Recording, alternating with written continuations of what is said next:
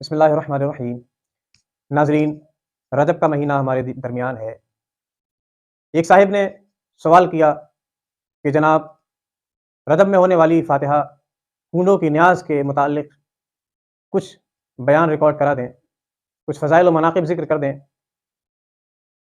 میں نے کتابوں کا مطالعہ کیا، لیکن کنڈوں کی نیاز کے کوئی فضائل و مناقب کتابوں میں مندرج نہیں مل پائے، اور اس کی وجہ یہ ہے کہ کنڈوں کی نیاز تکمیل اسلام کے بعد کا مسئلہ ہے، اور جو چیز الیوم اکملت لکم دینکم کے بعد جاری ہوگی وہ بدعات میں شمار ہوگی، اور بدعات کے فضائل و مناقب قرآن و حدیث میں نہیں ملیں گے۔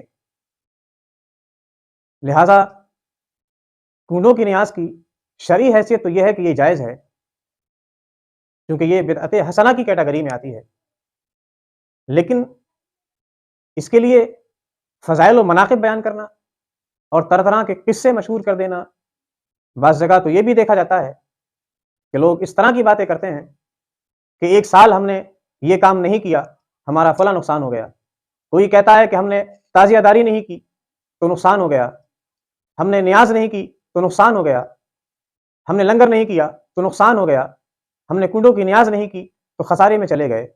میں پوچھنا چاہتا ہوں، کیا یہ شبھ وچار، کیا یہ اچھا خیال آپ کے دل میں اس وقت بھی آیا جب آپ نے نماز چھوڑی تھی؟ کیا تب یہ خیال آیا کہ ہماری نماز چھوٹ گئی، ہمارا نقصان نہ ہو جائے، ہم نے زکوٰۃ نہیں دی، ہمارا نقصان نہ ہو جائے، ہم نے روزے نہیں رکھے، ہمارا نقصان نہ ہو جائے؟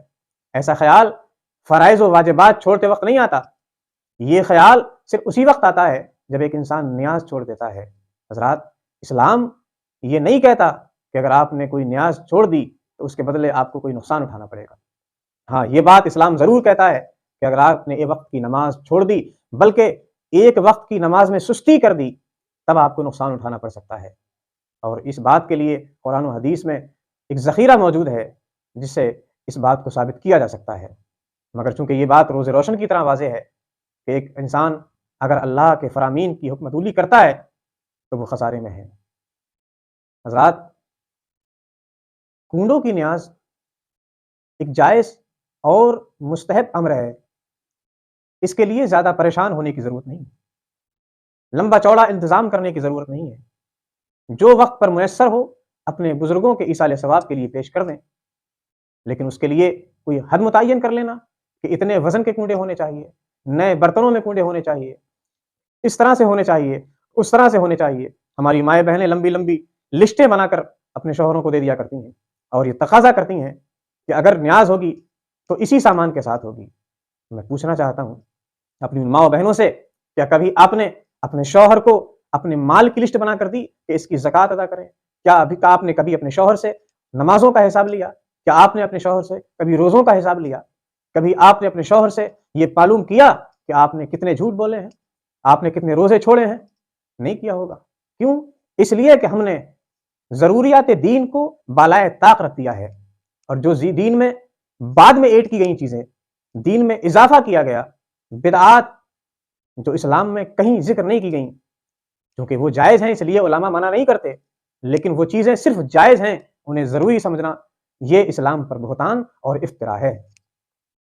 امید ہے کہ ہمارے مسلم بھائی اور ہماری مسلم بہنیں دین کی ضروریات کو وہ درجہ دیں گے جو اسلام نے دیا ہے، اور جو غیر ضروری امور اسلام میں ہیں یا ہمارے معاشرے میں رائج ہیں ان کو وہی درجہ دیں گے کہ جو درجہ اسلام نے انہیں دیا ہے۔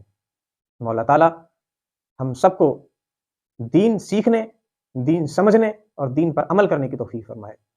ہمارے پاس دین کی تعلیم نہ ہونے کی وجہ سے آئے دن ہمارے معاشرے میں ایک نئی خرافات جنم لے لیتی ہے، اور جو نظریہ قوم میں پیدا ہو جاتا ہے اس نظریے کو پوری امت مل کر بھی ختم نہیں کر پاتی۔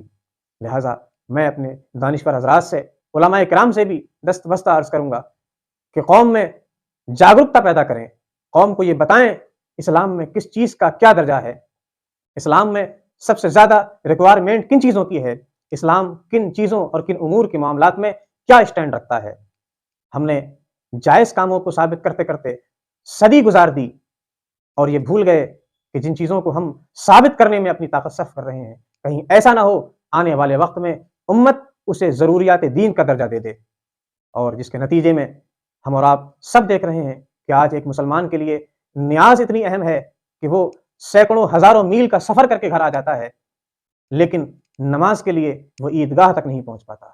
غریب سے غریب آدمی نیاز کے لیے اہتمام کر لیتا ہے، خواہ اسے قرض لینا پڑے، لیکن ایک امیر سے امیر آدمی نماز کا اہتمام نہیں کر پاتا، رمضان میں روزوں اور سحری و افطار کا اہتمام نہیں کر پاتا۔ اس کی وجہ یہ ہے کہ ہمارے بہت سارے خطبہ اور بہت سارے شعراء، مقررین حضرات یا بہت سارے علماء و ائمہ یہ بیان کر جاتے ہیں کہ جو شخص نیاز و فاتحہ نہ کرے وہ صحیح معنی میں سنی نہیں ہے۔ یہ بات کہاں سے انہوں نے اخذ کی ہے کہ جو نیاز و فاتحہ نہ کرے وہ سنی نہیں ہے؟ انہیں بتانا تو یہ چاہیے تھا کہ جو شخص نماز ادا نہ کرے، جو شخص روزہ نہ رکھے، جو شخص حج و زکوٰۃ کا پابند نہ ہو، وہ صحیح معنی میں سنی نہیں ہے۔ ہاں، جو آدمی نیاز کو شرک و بدعت کہے وہ بھلے ہی سنی نہ ہو، لیکن اگر کسی وجہ سے عمل نہیں کر پایا، نیاز و فاتحہ کا اہتمام نہیں کر سکا، اس پر غیر سنی ہونے کا فتویٰ لگانا دانش مندی اور ہوش مندی کا کام نہیں ہے۔ مولا تعالیٰ ہمیں سمجھ کی توفیق فرمائے، آمین بجاہ سید المرسلین۔ السلام علیکم ورحمۃ اللہ وبرکاتہ۔